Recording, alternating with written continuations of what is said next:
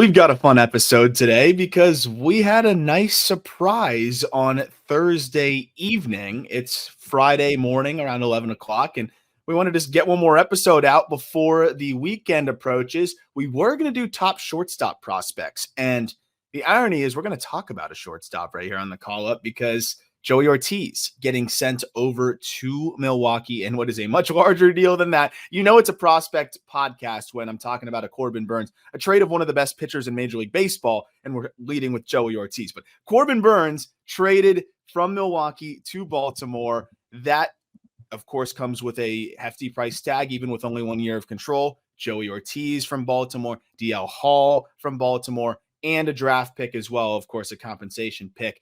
This is exactly what we wanted, Jack. Like, this is what we've been waiting for. Of course, I'm Arm Layton. He's Jack McMullen, and we're both excited. The Just Baseball show, if you listen to that, we've been pounding on the pavement ad nauseum about when are the Orioles going to push the chips forward? This system is so good. You and I have spent so much time on the call-up. It's like it would never escape us. So much time on the call-up where we're saying, how do we solve this log jam, Jack? Like, how do we figure it out? Where's this guy going to play? Where's that guy going to play? What do you do if this guy's performing and this guy's not performing as much? They still have a log jam, by the way, but it just got a little bit less chaotic with a guy that has to play shortstop because that's where his value is going to be in Joey Ortiz heading over to Milwaukee. But Jack, what's your instant reaction here? Because I think like an hour, I would say probably 2 to 3 hours before the trade went down, we put out an episode of the Just Baseball show. I almost never publish it early. You know, we usually put it out at midnight, but I was like, screw it. It's Thursday night. Might as well put it out now so it has some more breathing, room before the weekend. It was a long episode. We had, Saris on. It was great. But in the open, we talked about the Baltimore Orioles, new ownership. I know the sale's impending, but what it could mean. Are they going to be more aggressive spending-wise? Are they going to be more aggressive trade-wise? We, of course, speculated, yes. Why invest in a team if you're not going to do that, especially with all the talent that they have? But I didn't think that, one, they would do it within 3 hours, and two, that it would be a trade for Corbin freaking Burnes. How we feeling, Jack? Feel great.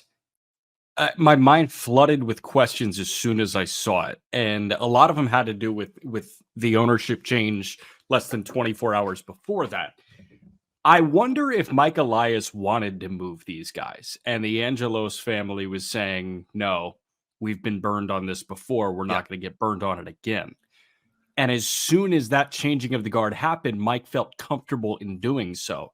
Mm-hmm. Or was it the new ownership group on their introductory phone call with Mike Elias saying, go move some prospects. We know how many you have. Like, we want a winner right away in Baltimore. So I wonder, who was freed? Was it the new ownership group telling the front office like, hey, go do something? Or was it Mike Elias feeling freed from the Angelos family where he has some breathing room? And like a 2B, because it overlaps with those, ideas that you just presented, would be, maybe ownership is saying, hey, I can't guarantee that we're going to extend Corbin Burnes, but I can guarantee that we'll make a competitive offer, at the end of the year to try to retain him. And that might be enough for Michael Elias to say, all right, then I'll give up Joey Ortiz and DL Hall, like, just to know I have a chance. I wouldn't want to give up Joey Ortiz and DL Hall if I know I have 0% no shot at all at retaining Corbin Burnes or whoever I'm acquiring. So maybe at least they feel like, okay, if we have a 30% chance of retaining him too, that's enough for me to push these chips forward for this 1 year of him, because there's a shot that we can keep him afterwards as well. And I honestly think it's a culmination of all of those things. And I really do, because I think ownership was aware of new ownership was aware of the stigma that has followed, Angelos and the Angelos-led Orioles. And I think it was very clear for them, hey, let's change this immediately. They probably watched. They got Cal Ripken as part of that ownership group as well. They probably watched the Marlins and the way things went there, where it was like, oh, we're going to be different. We're going to be different. And then they weren't different really at all. And I think that it was key for these guys to say, hey, we're going to be different right out of the gate. Like, we're going to be a different organization. We're going to operate totally different. You're going to see a changing of the guard immediately. And I think this was really a tone setter for them. And I think that this is great news for Orioles fans. It's frustrating for Brewers fans on one side of the coin, because we're going to talk about the trade. We're going to break down Ortiz. We're going to break down DL Hall, the draft pick, and where that could slot in. And then we're going to talk about where this kind of sets the market, because we've been waiting for a trade to go down so that we'd have an understanding of what the value is of these pitchers. One of the best pitchers in the game with 1 year of control getting traded still does help get a barometer for the value of a Luzardo, the value of Cease, the value of some other guys, even a Shane Bieber. They're all different values, but it gives you at least a reference point. No one wants to be the first one to jump in because they don't know the temperature of the water and they don't want to be wrong about it. So from that lens, it's going to be fun to break that down. But circling back to the original point is, I feel like Orioles fans have to be pretty excited about where things are at and where things are going. And I think it's very clear that it's different days ahead in Baltimore, which is much needed because they've got everything they need. The system doesn't even feel this trade, and it's still the best system in baseball. Yeah. When you brought up the Marlins, I was like, wait, wasn't Bruce Sherman the one in charge when they gave Stanton the deal? But no, it was Loria, and the Loria left Sherman and all of them with that Stanton money, and then they moved it to New York. I'm thinking about Cleveland, who just had the ownership change, and they really haven't done anything to make their presence felt immediately. For me, in recent memory, the gold standard of new ownership coming in and making a splash is in Phoenix with the Suns, not with the Diamondbacks. Matt Ishbia takes over. They trade for Brad Beal. That was, hey, I'm here. Like, this is no joke. I care about this. And for me, this is the Suns equivalent to what we have in Major League Baseball. It's, hey, we're here. We're the Orioles. We know how good we can be for the next 10 years. Let's make sure the rest of the league knows.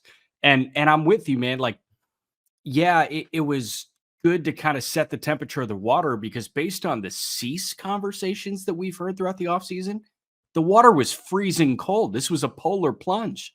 Like five top 10 prospect? No, like absolutely not. So the fact that you're getting a guy, and granted, it's the best farm system in baseball, but the fact that you're getting a guy that was outside their top 5 prospects in Ortiz, that probably slots into the 8 to 10 range with DL Hall, and the 34th overall pick is probably just outside the top 10 in their prospects. Like the narrative on Twitter yesterday after the trade went down was, oh, they didn't even feel it. They may feel it with Hall. We'll see what the pick turns into. Ortiz was clearly surplus. We were begging for him to get traded, him and Michael Busch, and now they're both on different teams. Thank God. But I thought this price was pretty interesting, and I'm excited to get into that a little bit later on in the episode. Yeah, so we'll dive into what Brewers fans are getting here with the Joey Ortiz, what Brewers fans are getting with a DL Hall, and honestly, what I think it is emblematic of what the Brewers approach is, because I think the Brewers approach is very clearly to be the Rays. Like, 'cause this is the thing. They are not selling. And we've talked about it on the Just Baseball show where I'm like, I applauded them. And that was probably my mistake. I'm like, oh, they signed Hoskins. They're going to keep this group together. And, they're going to try to give it one last good shot. And then they'll reshuffle when they potentially lose Burns in free agency or trade him at the deadline if they're not performing or whatever it may be. It looks like they're not really going that route. They're going the route of, okay, we're going to add some pieces that we see fit that we think are good investments. Rhys Hoskins on a 2-year deal, I think, was great value for them. I think he's going to perform. But to me, that was like the Rays adding Zach Eflin, but then, trading away other key pieces. We see that happen all the time for these teams that don't like to spend and, feel like they can't compete with other teams who are spending. The way that they try to do that is by, maximizing their assets, right? And trading them at the peak of their value when other teams like the Yankees, the Dodgers even, and other big market teams aren't going to ever do that, right? They're never going to trade a player, a star at the peak of their value because it doesn't make sense. They're trying to win now always. The Rays are always trying to win now, but they're also still trying to set up perpetual success. It's just interesting to see the Brewers pretty much identically follow that model. And that it just seems like that's what I'm seeing here, because you'll get the return for, Tyler Glasnow. And I think that was another, fair barometer, though his injury history made it a little bit difficult to really compare that and use that as a true barometer. But what did the Rays look for? The Rays looked for big league ready pieces in return, and they got that. Pepio goes right into the rotation. You go get DeLuca, who's probably going to slot right into the outfield, and they're going to probably trade another bat. I think that's part of the reason why they were willing to trade another bat. and O'Reilly, and make things happen, right? Get creative. So I think this is kind of what the Brewers are doing, where it's, hey, we're not waving the white flag, but we're never going to be a team that's just adding, adding, adding. We're going to be kind of subtracting to add, and getting creative. And that's why I think they go for a package here that is two big league ready pieces. I think the draft pick was more of a formality, because if you would have got a draft pick after you gave Corbin Burns the qualifying offer. So instead, they're like, we don't want to lose that draft pick. We draft really well. Give us a draft pick. And I think that was what they got, added on top. But I think for the Brewers, it was, okay, we still need to kind of fill out this rotation, especially if we move Burns. Hall, I think, is going to go in the rotation. More on that in a moment. And then I think at shortstop, they feel as though, speculatory, I don't know, can move Willy Adames now because Ortiz is ready to go. He doesn't need to see Nashville at all. Okay, so real quick interjection. Move him where? Move him to third base or move him off the team? So I think move him off the team, because I got a reply on that and said, oh, well, what if you move Adames to third base? I think if he was under control for 3 years, absolutely. I'd be totally down to do that.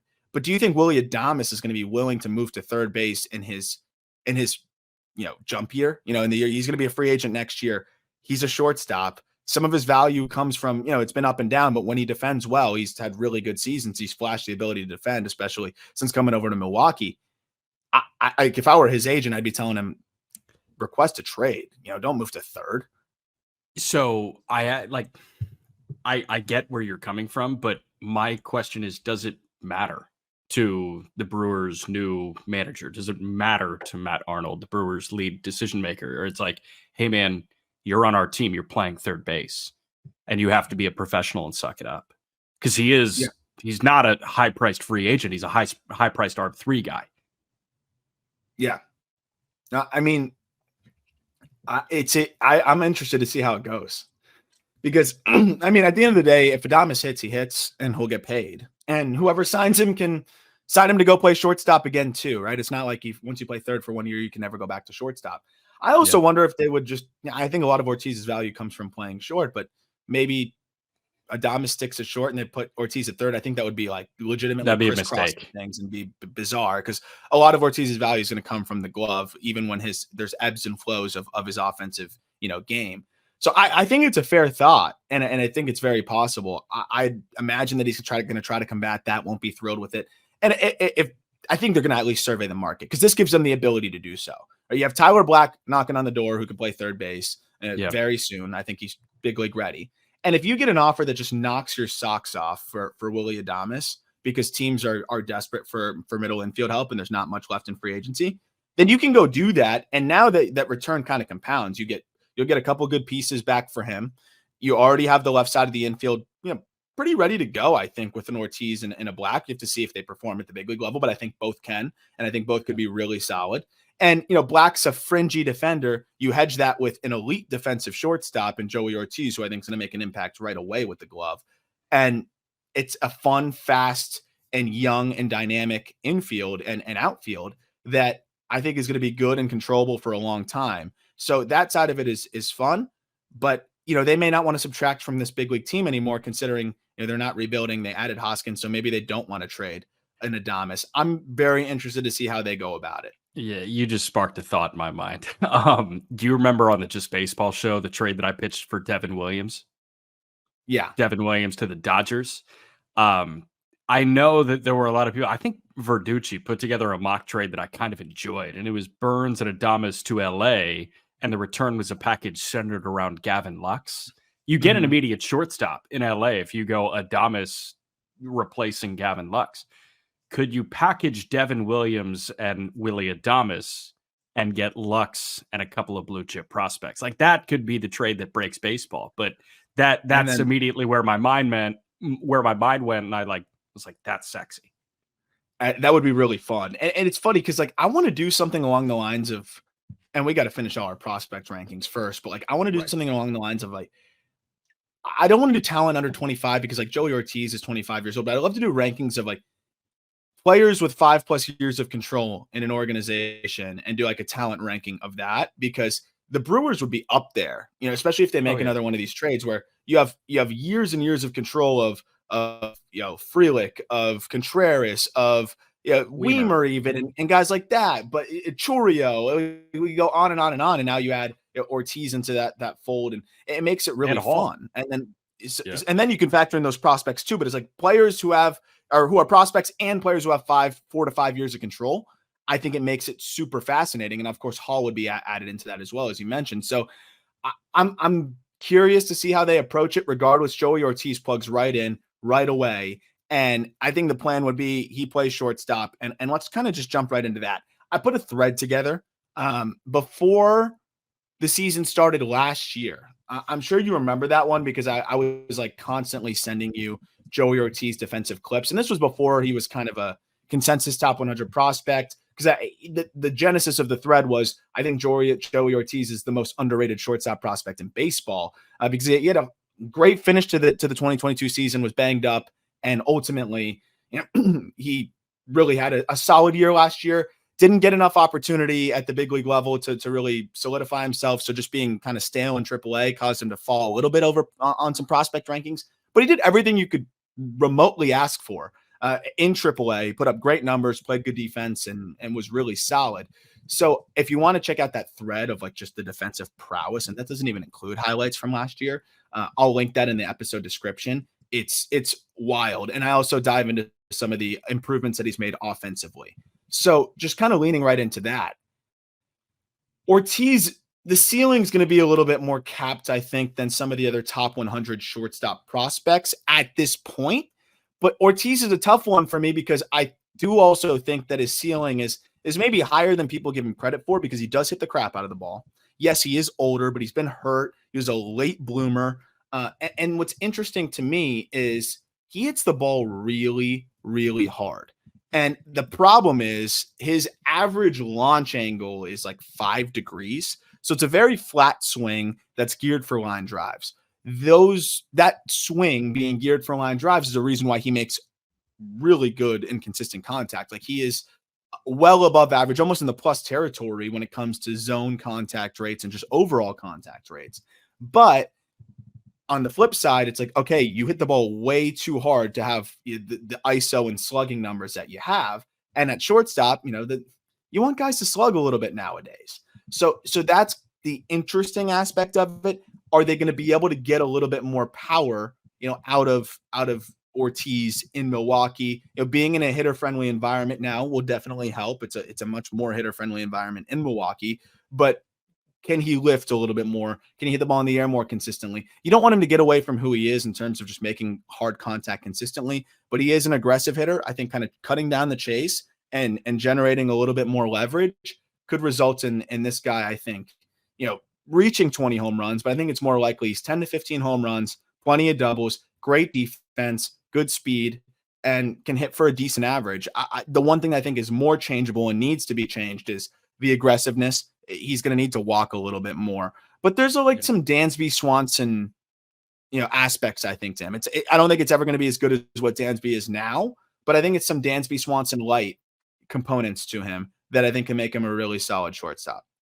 Speaking of Dansby Swanson, the middle infield tandem of Joey Ortiz and Bryce Terang. Is that the second best defensive middle infield tandem in baseball behind Swanson and Horner? It could be. It very well could be. I mean, Terang, I felt like Terang kind of wore his struggles at the plate defensively a little bit last year, and he let it bleed. Still was phenomenal. Yeah. And he still was 12 defensive runs saved. But I think he's even better than that at second base. So, yes, I think that could be up there with just about anybody when you take that middle infield duo there, 100%. Yeah, ridiculous, man. And obviously the thread that you put together, seeing the defensive mastery of Ortiz, and he's had time to perfect his craft. He's had plenty of time in Norfolk to perfect his craft. And I'm very excited to see him get an everyday shot. And I know you and I were both kind of begging for enhancements at second base and third base with the Milwaukee Brewers. Monasterio is a good bench piece. Andrew Monasterio should not be in the opening day lineup for the Milwaukee Brewers. And now this effectively phases Andrew Monasterio out of the opening day lineup for the Milwaukee Brewers, which is nice. depending on what they do with Adames and, who you get back for Adames, that could change. But I think what they have done is they have found enhancements in multiple places of their team. And we're going to get to Hall in a moment, but Ortiz, I think this guy is just better than the second base and third base option that they were running out in Monasterio and Terang. And Terang was he a top 100 prospect going into last year? I think he was. Yeah, I was high on him. That was honestly a miss for me last year. I thought he was going to have a really nice year, and he really struggled offensively. It is worth noting he's 24. He just turned 20. He just turned 24, so he still stole bags, played great defense a second. But man, I thought he'd hit a lot better than he did. He was a top 100 guy for us. Yeah. So what you're doing is you're taking a fringe top 100 guy, probably, if you just account for everything there. You're taking a fringe top 100 guy and you're replacing him with a top 50 guy, and you're moving that fringe top 100 guy to take the place of somebody that was outside the top 100. So you are effectively just kind of like stacking a better player on top of everybody else, and everybody else moves down a ring. And that's all you can ask for. And that's what Tampa does all the time. Yep. So here's my one question, though. And Fangraph's roster resource, I think they're just trying to plug Ortiz in. We haven't had any reports or anything about how they plan to go about it. And then there's two wrinkles to this. How are they going to handle DL Hall as well? Is he going to go to the bullpen? Is he going to start? I think he should start, and we're going to get into that in a moment too. I think they need him to start. But Fangraph's roster resource has Ortiz at third base. And I do think that there's a chance that happens. And I do think that there's a chance that the Brewers are going to come out and say, oh, we're more than fine putting Joey Ortiz at third, just in case for posturing. Because, if Willy Adames says, and Willy Adames's camp comes out and says, I have no interest in playing short or playing third base, that kind of hurts their leverage. But their leverage could be there if they say, hey, we have no problem putting Ortiz at third, where he'll be an all-world defender. And, we're still getting that defensive or that offensive production from Adames at shortstop. I think it's a little backwards because, you're acquiring a glove first shortstop at the end of the day. I know Ortiz has put up great numbers at each stop. At the end of the day, that's what he's going to be at the big league level. So it's kind of breaking my brain a little bit, but I wouldn't rule it out, because if they don't move Adames, I think there's a chance that they might just plug Ortiz at third in the meantime. It would be a waste if Ortiz plays second, and then you wait for Tyler Black to come up. And that's where I'm also kind of curious is where does Tyler Black fit in? Because Black is somebody that I think could be a spark plug for this team and could be a big difference maker in terms of just putting them over the top as one of the faster and just more dynamic teams, while still adding a little bit of pop from the left side that I think could be really fun. And you look at the situation right now, Yelich may DH, or Yelich ends up playing the outfield. Maybe you DH Hoskins, who's kind of a liability at first base and coming off of an ACL that he tore while playing first base in spring training. I almost would rather have Yelich in the outfield. You kind of revolve the DH role, and maybe at some point you bring up Tyler Black to play first base. And, just kind of have a revolving door. Black could also plug in at second if Terang is struggling. You could do different things there. But I guess my question is, if you don't move Adames, you do kind of block Tyler Black a little bit, who I think after a few months, if he does start in AAA, Black's going to be the same story of some of these other guys that we're talking about, where it's like, where does he fit in? He doesn't need to be in AAA anymore. And I think you could argue that he's big league ready now. So I don't think you move Adames off the back of Tyler Black being ready, but I do think that could make you a little bit more willing to do so. See, I actually don't think he's blocked. I think this turns into a one-on-one competition between Tyler Black and Garrett Mitchell because of the defensive assortment that you just mentioned. Is Yelich going to DH, or is he going to play the outfield? If Black is a better option than Mitchell, you put Yelich in left, you move Hoskins to DH, and you have Black play first base.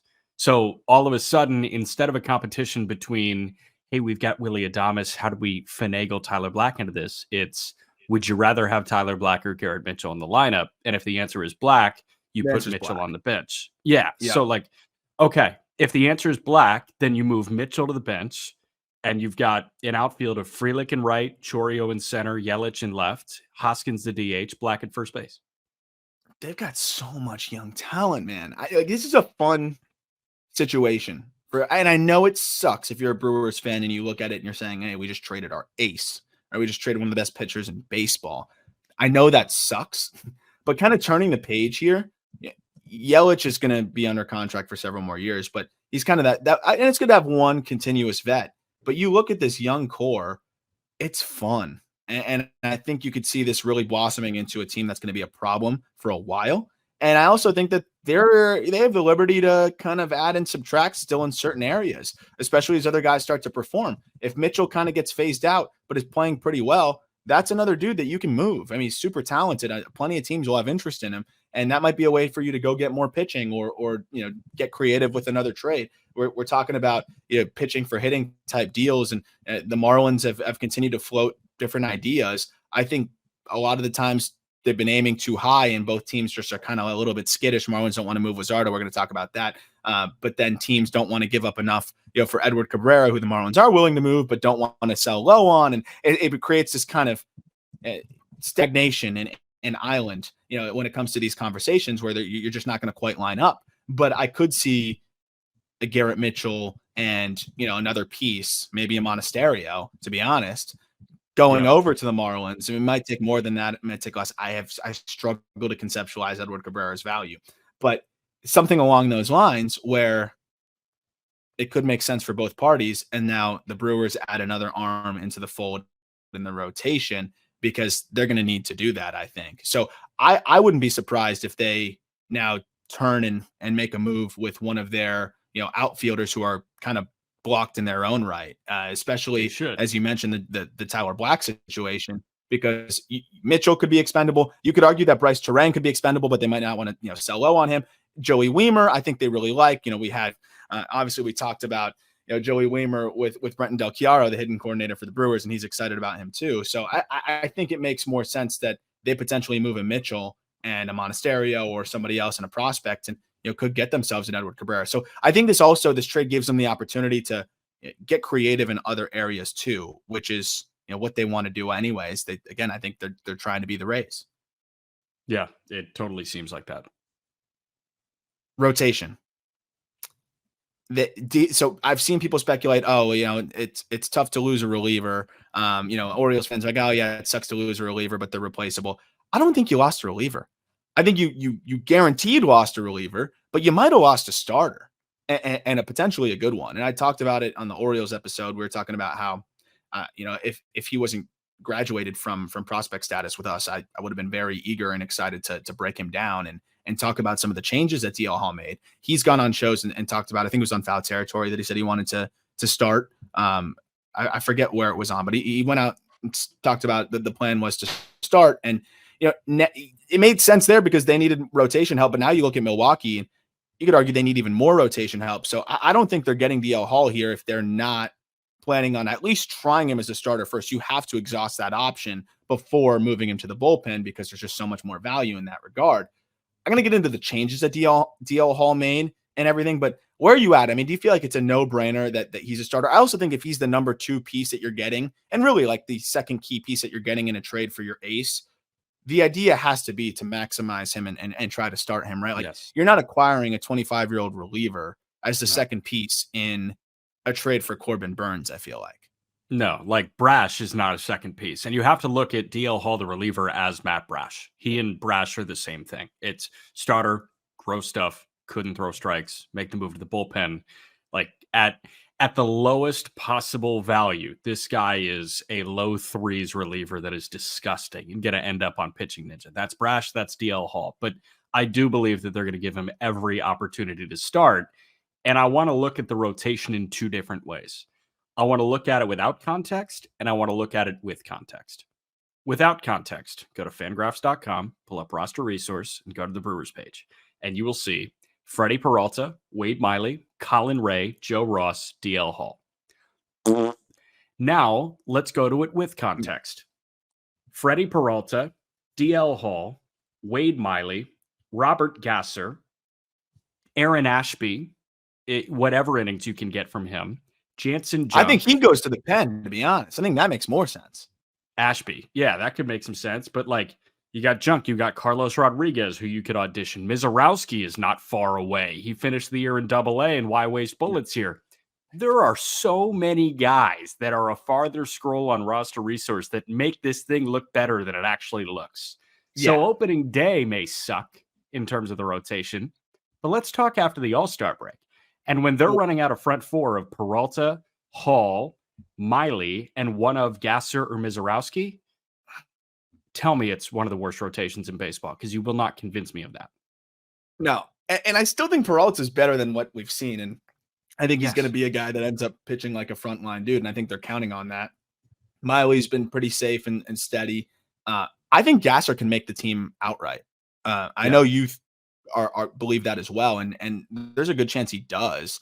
Because I don't really want to watch Colin Ray and Joe Ross. I think they're great, insurance policies to, some volatile pieces here in Hall and then even Gasser when he gets up. But I think Gasser's relatively safe as just volatile through the lens of he is a prospect at the end of the day. But this is one of the best bullpens in Major League Baseball, right? I mean, the way that they can shorten games is pretty absurd. I think that has to make them even more willing to have DL Hall as a starter, because he can be a 5-and-dive guy, hand it off to Abner Uribe, hand it off to Obi Milner, hand it off to so many different guys, and you still have your high leverage guys ready to go. So I want to dive into Hall real quick and what we've alluded to it a little bit. Like, he's made some mechanical adjustments, and I think a lot of people would say, "Oh, he made the move to the bullpen and he was better."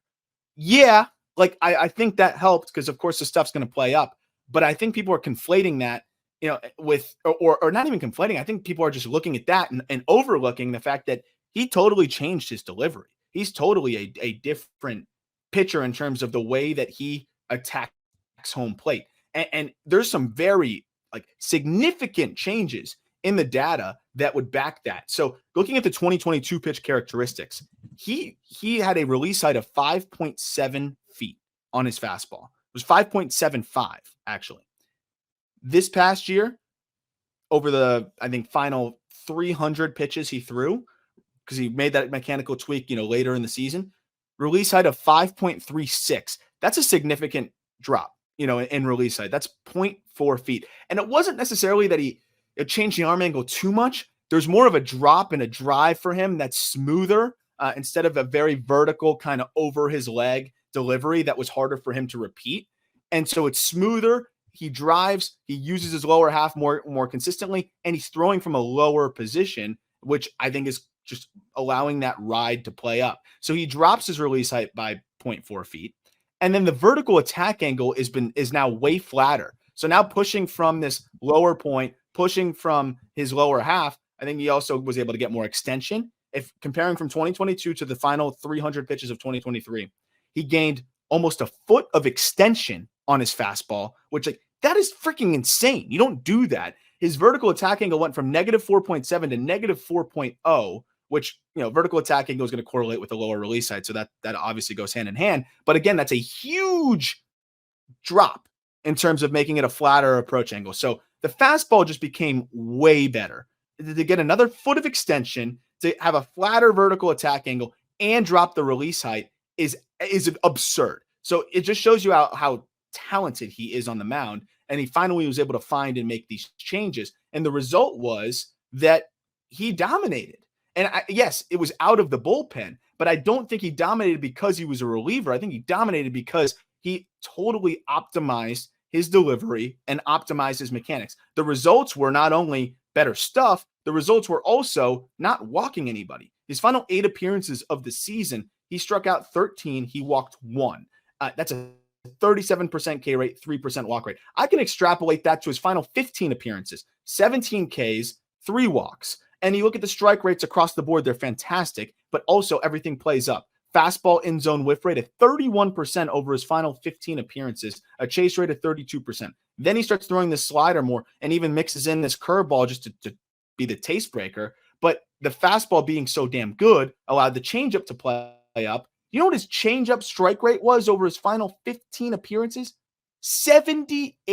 This is a guy that had command issues. He smoothed the delivery. He gained confidence. Everything's playing up. I think this guy is poised for, the ability to break out as a starter, barring health. Health is the only thing. But if you let health keep you from trying to maximize the value of your pitchers, you're going to just paralyze yourself anyways, because pitchers are going to get hurt no matter what. You might as well try him as a starter and see how it goes. And I think the new delivery will also help him prevent injury. I'm going to say it. Do you know what the new delivery looks a lot like? Former Bird. Former Bird. I don't know. How much fucking hater is in this delivery? Yeah, there is a some lot hater in there. Well, there's a lot of hater. And drive. Yeah, it's that But drop and but drive. it's also the rotational torque. It's also he's coming from that 3/4 slot and the VAA is lower. Like there's something about the new slot, the way his torso turns over the course of his delivery and the back knee driving him forward. It's a mix of all my weight's working to the plate, but I'm also getting rotational turn. That's what has created the elite fastball for Hader. And dude, like there's a lot of that Hader delivery in DL Hall. And the difference is, I think they made, and that's the cool thing is the floor for Hall, I think is, he replaces Devin Williams as their lights out closer. I literally think the floor for him is like high leverage reliever. Not Devin Williams-esque, but the floor is like floor's brash. Again, brash is the floor. I honestly think he's nastier because he's a lefty and he's around the zone more as a reliever now than Brash is, right? Brash is still kind of scattershot with his stuff, whereas Hall has now shown that he can fill up the zone. I don't think Brash has ever had a 15-game stretch where he's thrown this many strikes, even as a reliever. So I think there's even more upside. And maybe the floor is even a little bit higher than Brash, which is why I think it's a great acquisition for him. Talk about prospect fatigue. Feels like he's 48 years old. He's 25. He's going to be 25 for the entire season up until September 19th. So I think it's a great get for the Brewers in a situation where how are you going to get an arm from the Orioles? It's rare. And I think the Orioles are probably very resistant to give up Hall. But then you look at, okay, they just added Corbin Burns. That's what they needed. Grayson's going to make a leap. They're going to get John Means back, who's, obviously very helpful for them as a lefty in that rotation. They have other guys now. Bradish has been awesome. So I think they feel a lot better now about it. And they didn't have to trade one of Mayo, Basayo, any of those guys, even Kjerstad, Kauser, all of them stay. They wouldn't have interest in Kauser and Kjerstad, I think, considering their outfield situation. But to be able to hold on to all those guys and go get a Corbin Burns, you got to feel really good about where you're at if you're the Orioles. But if you're the Brewers, I think for 1 year of Corbin Burns, I think they did really damn well because you got two guys that are guaranteed to help your big league team, but still two guys that you have a ton of control over and can continue to get better. And if I have the number right, they have the 34th pick coming their way as well. Now, keep in mind, if Burns does go elsewhere and declines the qualifying offer, the Orioles get a comp pick, which is like a cherry on top of this because we know how well they draft, especially high, and that'll be in the 30s. But Milwaukee also gets the 34th pick. 34th pick this past year was Charlie Soto. And that is a legit pitching prospect for the Twins. Guys that were taken around 34. Colin Houck by the Mets, Josh Noth by the Brewers, Charlie Soto by the Twins, Thomas White, left-hander from Mass by the Marlins, Kevin McGonigal went 37th to Detroit, Ty Floyd went 38th to Cincinnati, Miles Naylor went 39th to Oakland. These are all like top 10 prospects within their specific organizations. You're going to get another like fringe top 10 prospect in your system here if you're Milwaukee, especially with the way that they draft.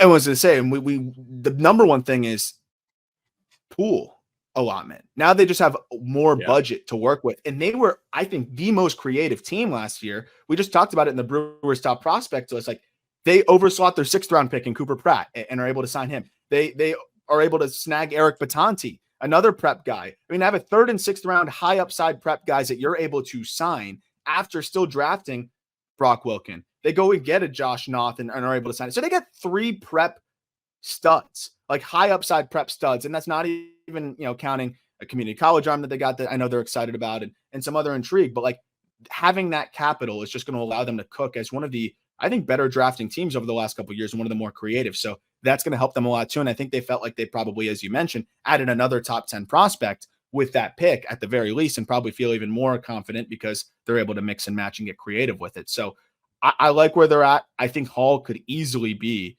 their number 2 starter if it all clicks, considering that, behind Peralta, I know it's not saying much, but he's obviously a better option than Gasser, I think, just upside wise. But Gasser, I think, is going to give you a low 4s and give you plenty of innings. Like he can Yeah, eat he throws innings. a billion innings. He threw a billion innings at AAA last year. There's nothing left for that guy to prove in Nashville. No, nothing left. And so they'll have 3 lefties potentially in the rotation. That's fine because it's just for now until, you move on from Wade Miley. But at this point, you just want upside and innings, and they're getting just that. So why would you move off from Wade Miley? That guy's going to live eventually, forever. No, he's yeah, going to live forever. true. He has like 9 lives. They say lefties have 9 lives. And I think Miley's pretty much exactly that. He also speed runs baseball. It's hilarious. Like more so than Mark Burley did. It's crazy to me how quick Wade Miley works. Oh, I'm sure Rob Manfred loves him. He's going to make sure he has Loves a job in Major League Baseball forever. Yeah. Let's wrap up here with kind of, I guess, what did this give you information wise? What do you feel like you know more now about the value of a Jesus Luzardo, the value of a Dylan Cease, and not the asking price? We're talking about the value and a reasonable asking price, because I'll be honest, I did not think Corbin Burnes would get moved at this point. He did. I don't think Dylan Cease is going to get moved at this point, considering the what we've heard and the reports and everything. But he easily could. You never know nowadays. These trades just seem to catch you out of nowhere. And I think the White Sox have to be looking at this and saying, yes, it's not their 2 top guys, in Baltimore, but man, we could really use a DL Hall. Man, we could really use a Joey Ortiz, and maybe it'll make them a little bit more eager to make the trade now. And cash in and try to upgrade their team, as soon as this year, and have a little bit more clarity on what their long-term situation is. So what we're going to talk about is who are some teams that can pull off trades now that we're kind of understanding what the package looks like, and which teams could still have a top 15 farm system or top 20 even, stay out of the bottom third of the league while still pulling off what we think the value will be. Because this kind of gave us a nice little recalibration of trade value. Every time we get a trade, it's like, recalibrating, and we're able to use that to get a little bit more specific and get a little bit better of an idea. So Burnes is under control for 1 more year, and he is one of the best pitchers in baseball, probably a top 3, top 4 pitcher in all of baseball. His down year this past year was a 3.3 ERA. Cease's down year was a mid-4s ERA and 5 walks per night. Luzardo, his down year is 100 innings, but we know it's going to be mid to high 3s. That's what he does. In terms of value, how would you stack Luzardo, Cease, Burnes? I'd probably go in that order. Luzardo, because 3 years of control. Cease, 2 years at 21 mil. And then Burnes, because of the 1 year of control. But they're close. Yeah, so I think Burnes and Cease are almost identical. Because I think Burnes is so much, I don't want to say so much better because Cease is a great pitcher, but it's just really a testament to Burnes. Burnes is so much better than everybody else, including Cease. He's so much more consistent. Yeah, it's just a safer arm that I almost feel like 1 year of Burnes is about equal to 2 years of Cease, right? I feel like that's relatively fair, right? I think that's kind of where I'm at on it. And I know that 2 years of Cease is probably in a vacuum more valuable if you look at WAR and things like that. But I'm just saying from a perspective of what a team would be willing to give up. You're getting 1 year of a guaranteed frontline guy for you. Again, you mentioned his bad years of 3.3. Whereas Dylan Cease, you get 2 years of a guy that could give you a 4. And that implied volatility, I think, is going to be reflected in the trade value. And I think I would put Cease slightly above because control is king, but I would say it's almost 2A, 2B. I think it's very close. So I think it's almost a perfect template of what Cease can get. And I think that might not be enough for the White Sox. So that's the problem. So I view Cease as a year and a deadline. A year and 2 months of Cease for me is equivalent to a year of Burnes. Yes. So that's kind of how I am contextualizing it, where I think you need to add another guy that is a fringe top 10 prospect to the package that Milwaukee just got for Corbin Burnes. But spit out just first team that comes to your mind when I say the 15th best farm system in baseball, an average farm system. That's a great question. 15th best farm system in baseball. Who is the most? The Giants are probably a little bit better than that. No, they're better than that. I like the new guys that they've added. I would say Toronto. The Twins. Twins are probably fair. Yeah, I'd say Twins are right in the middle. So the Twins, like Walker Jenkins, Brooks Lee, Emmanuel Rodriguez, great. But then after that, That might it's be Gabby. now Gabby Gonzalez. That might be a little bit better than 15. But then after that, it's Yeah, like Marco Raya, Soto, Prelip, like those yeah, kind of guys. David that's Festa. that's Is that 15 probably it's or is probably that right 10? around there. Probably a little bit, probably closer to 10, but that's close enough. Close enough for the Okay. sake of argument. So, yeah, for the sake of the exercise, let's do this. Where does Joey Ortiz slot into the Twins top 5 or top 10? Jenkins, better. Brooks Lee or Joey Ortiz? Brooks Lee. Emmanuel Rodriguez or Joey Ortiz? Emmanuel Rodriguez, just because of the youth. Okay. So Ortiz ahead of Gabby Gonzalez. So Yes, you by have fair probably, margin. yeah, so you have the 4th best prospect in their system. DL Hall or Gabby Gonzalez? DL Hall. 4 and 5. The 34th pick. Charlie Soto is probably the 5th or 6th exactly best prospect in their system Yeah. right now. Charlie Yeah. Soto was literally the 34th pick. So let's call it 4, 5, and 7. That's what it costs in an average system. Or like 3 a top slightly 7 above, prospects. slightly above average system. I'll give them just because of the 3 guys at the top are really, really damn good. So Right. like, yeah, slightly above average. That's a pretty good barometer, and so you could like bump that up like 1 spot each, right? So it's like, it's going to be like 3, 4, and 6, let's say. Like, Yes. that's a lot. It's a lot. But at the same time, the Twins in this instance would not be parting with Emmanuel Rodriguez, Brooks Lee, and Walker and Walker Jenkins. And that's why it's crazy to me that a lot more teams aren't, pushing the chips forward. But I think also maybe a lot of other teams are trying, and the White Sox are saying that's just not enough for us. We don't. I think they care about the optics. I think Chris Getz doesn't want to make his first big move being not getting the number 1 or 2 guy in a system, right? I don't want to get the number 3, 4, and 6 guy. If Cease goes and I think that's like, we're talking about Elias kind of being paralyzed. I think that's kind of where we're at with Getz to a degree, because it's like, if I go trade Cease and he's back to Cy Young form and I didn't get the number 1 or 2 prospect in a decent system, like, we just mapped it out there, and basically you're not getting anybody's number 1 prospect unless you are, unless you're trading with a really bad system. Or you make a composite of like the composite ranking in there. If you do 4, 5, and 7, that add all those numbers up at 16, you divide it by 3, it's like 5.3, 5.5. So if you can get to a composite of like 5.5, where you get number 1, but then you also get 9 and 10, or 1, 7, and 9. I'm not doing the math off the dome, but like, it's something like that. You move the other 2 back in order to get the top prospect. You're getting the top prospect, but then more fillers than guys that could be impactful big leaguers in the future. And the thing is, I think that might not be enough for Getz. It's not enough. And that's where we're at here, right? I think for a team like the Marlins, it could be. And that's why I think the Marlins are taking a different approach, where we see the Marlins discussing, Luzardo for Vinny Pasquantino. I know he's no longer a prospect, but that's like, that's a top bat. You feel really good about it. And again, I think he's one of the better young bats in the sport. Just got wiped out by an injury last year.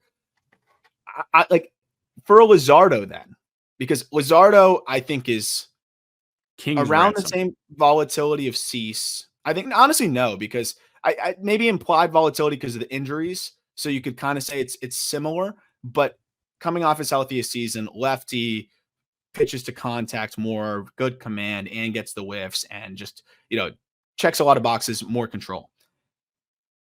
What does that look like then? Because I think we've kind of said, like, it looks like for Cease, it's about a 3, 4, and a 6 in a top system, maybe a filler to put it over the top, in an average system. For a Luzardo, I feel like it's got to either be a big league piece to start, or, just in the realm of prospects, I think it's got to be, starting with a number 2 guy in a system. And if it's not, you hang up the phone. I think that's the difference is with a Cease, you can make a very competitive and reasonable offer without tapping into your top 2 if you have an average farm system.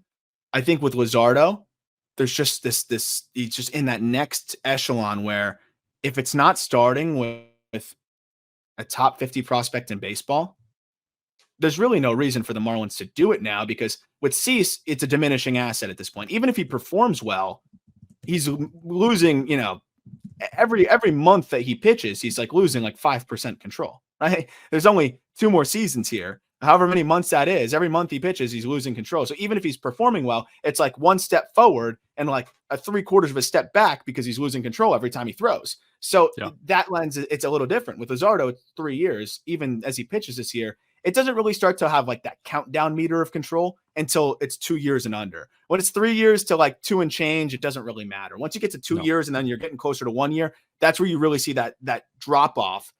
So do you think it's fair? Like you can't really start with less than the number 2 prospect in an average system. Like if I'm the Marlins, I'm not even considering a conversation around Luzardo unless it starts with Emmanuel Rodriguez or Brooks Lee.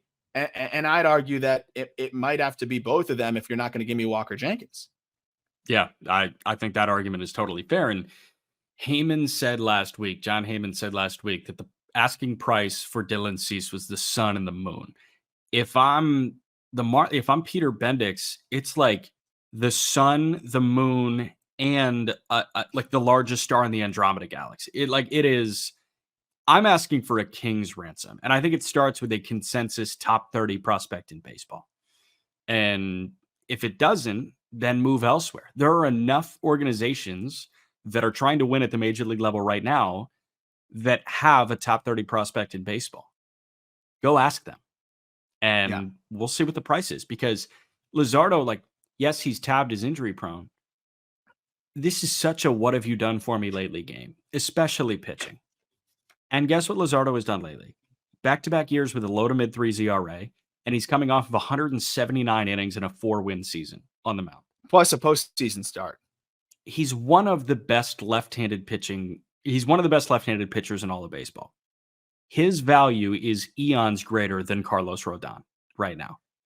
Like, dude, he's up against the Freeds of the world. Like, he's entered that conversation, so you're going to need to pay a pretty penny for him. Yeah, and I think the way that he's been able to like overcome, those injuries and works his butt off, I think you're going to feel better about the situation and the player that you're acquiring too. So to kind of wrap with that, then, how many teams have a headliner that could go get a Luzardo that would reasonably do it? Right? We're not going to talk about James Wood on the Nationals or something like that. Like, it doesn't make sense. But like even just looking at our 2023 list, right? Before we're going to update 2024 relatively soon, but the teams that would have like an interest in Jesus Luzardo reasonably, like that have a top dog that can be moved. Like I do think that there's those untouchable range of prospects that, even for a Luzardo, you're just not going to move them. But I do think it gets to a point where I'm looking at like the Padres and I'm wondering, like, they draft so well. The farm has gotten really strong. They just signed everybody's favorite international free agent. I haven't seen much on him yet in DeVries, but like we're seeing him already ranked top 100 before a professional at bat, which, I love when we do that off of a couple grainy videos, on a backfield. But I do wonder, like, they obviously love him, and there's a lot of well-respected people in the industry that were out there watching him saying great things. Ben Badler, Baseball America, I know, has said some fantastic things about him. To the Padres, like a Merrill's probably too much, right? But a Salas is probably too much. But then a Snelling, like that's kind of a weird swap though when you have a younger pitcher with control. So they probably don't match up that well. But like, what's a team that could match up and do it and not murder their farm system by trading a top 50 guy? The Cubs. Yeah. They're the team. Yeah. Pete Crow Armstrong, if you re-sign Bellinger and you have concerns about Pete Crow Armstrong, he is ready to play on opening day in Major League Baseball. Obviously, there's a ton of volatility there, but you would be doing backflips if he was the opening day center fielder for the Miami Marlins. Oh my gosh, yeah. I mean, it's probably the only thing that makes that trade palatable is if you're the Marlins, you're like, holy crap, we have a real center fielder now. I mean, the Marlins, I think this new front office is a little bit less keen on Jazz, and he just lost his arbitration case, and I just feel like they want a true center fielder, and we know how much Peter Bendix is prioritized defensive ability in center and doesn't care about whiff. I always allude to Siri, but a lot of other guys that they've plugged in center through the years, like they know that it's going to come along usually offensively, and you can't really teach that value. And him in center would be absolutely unbelievable. It would be a blast. So Yeah. I think that's the one, right? Because it also allows you to go get Bellinger and not feel like you're blocking PCA. That's probably the best prospect that could reasonably be moved for Luzardo. That's the thing, And reasonably moved. So like the Rangers could do it with a Carter or a Langford, but you cannot reasonably tell me that the Texas Rangers are going to move Evan Carter or Wyatt Langford. They're not going to. No. And I wouldn't. I wouldn't either. Like Carter was a hero for them, and we know how Wyatt Langford's arguably the number one prospect in baseball. I think you can make a very sound case to that. I don't think he'll be number one for us, but like I would hear that argument any day of the week.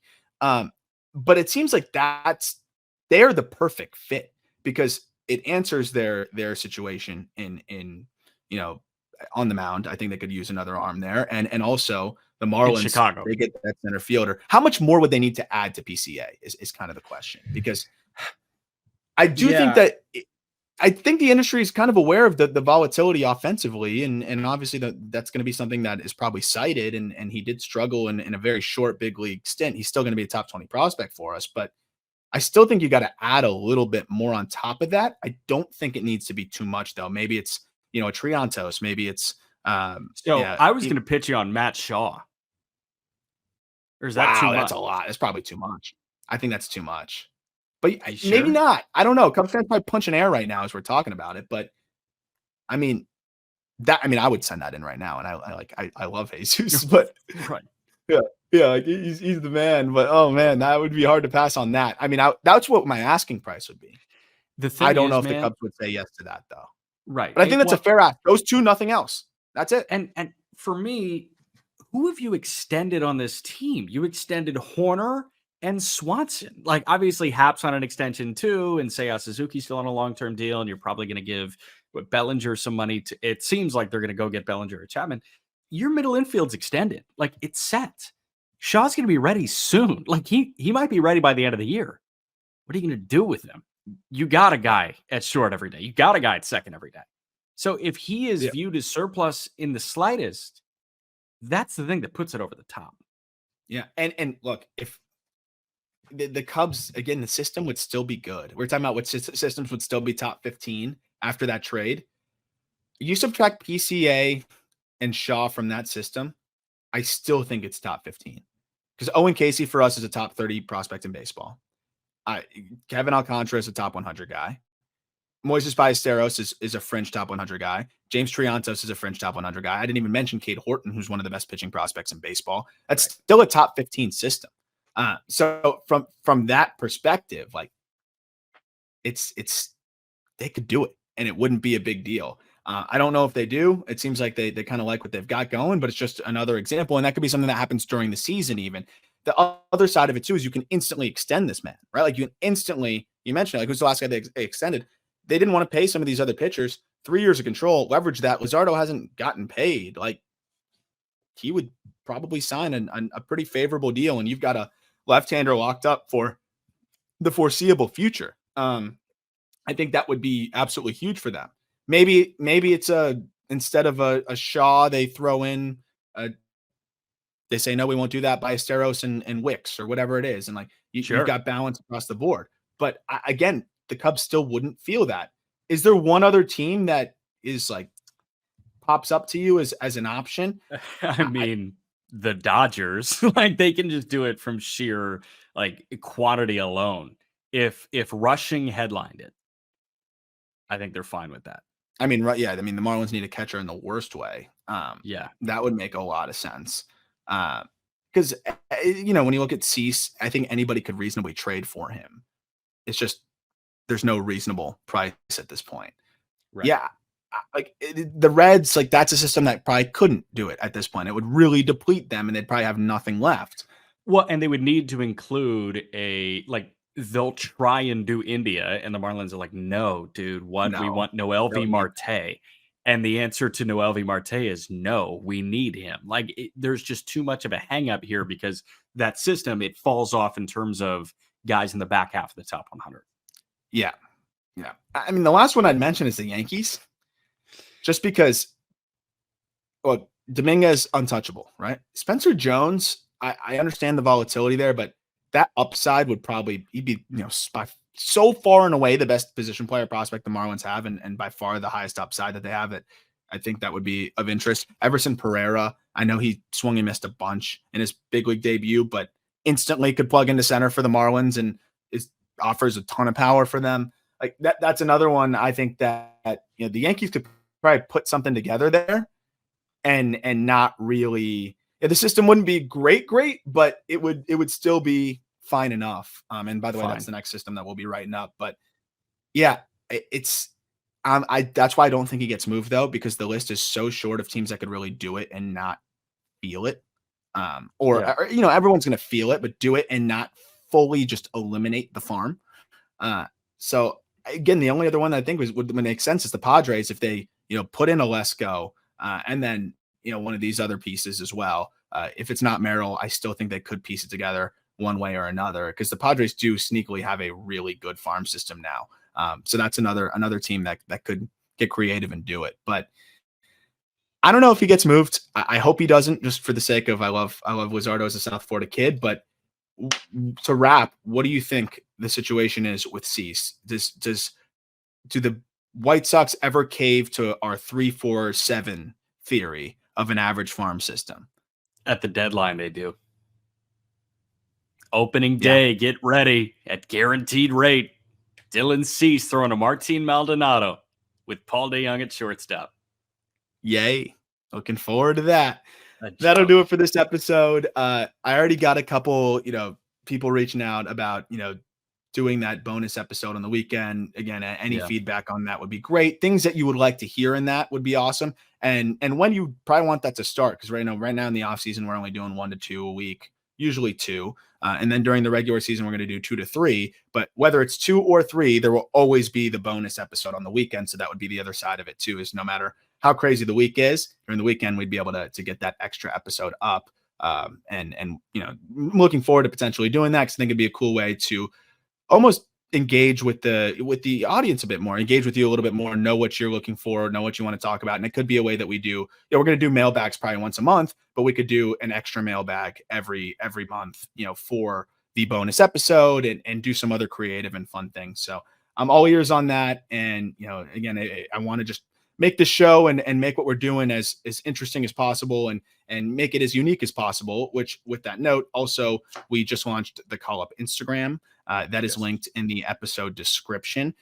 Definitely go check that out. We're really excited. We're going to be doing a lot of similar things to the Just Baseball show, where we'll have quote cards. We're going to have, in case you missed the episode or, just want to know which episode might be worth listening to. If you don't listen to every single one, we're going to be putting out clips as well. We just put out a Samuel Basayo clip from our Orioles episode. So it'll be a way for you to get little trailers of each episode and see if it piques your interest, that week, or even if it's something that you missed from the show. I think some of these clips are really fun with the highlights and things like that as well. So very pumped about that.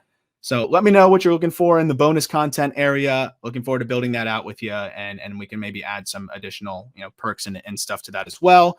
Always appreciate the feedback and the help. If you can subscribe on YouTube also, we've been pumped about the growth there, and look forward to talking top shortstop prospects with you next week, as well as top Yankees prospects. Have a great weekend. The Brewers are a top 3 system in baseball.